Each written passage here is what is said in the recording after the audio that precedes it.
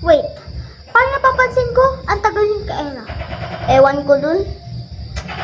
Dati, pauna-una yun sa school. Ngayon, late na. Kaya class yun. Kaya nagpupunta-punta. Hello, guys! Oh, dito ka na pala. Tagal mo. Sorry, na-late lang kasi. Ang hirap kasi aurahan ni Kuyang Guard. Actually, may flowers ba yung mga crush na binigay sa inyo?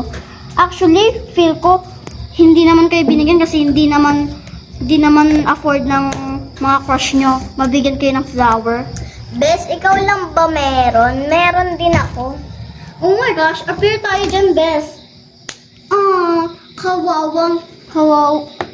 Kawawang Alice.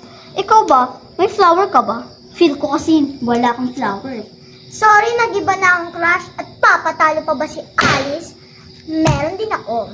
Oh my gosh, appear din tayo dyan. Makaupo na. Sino to? Siya.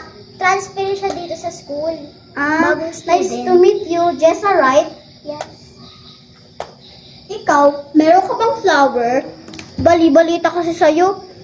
Wala ka pang crush dito eh. Ako, wala akong crush pero may nagbigay sa akin.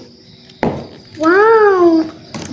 Ay, Bes, di ba cleaners tayo ngayon? Oo. Sayang naman, hindi kami makakapag-dinner ng crush ko. Hayaan mo na, meron namang mga next day. Kaya nga, pwede mo sa bukas, makalawa, or makatlo. Diba? Happy growth, lady!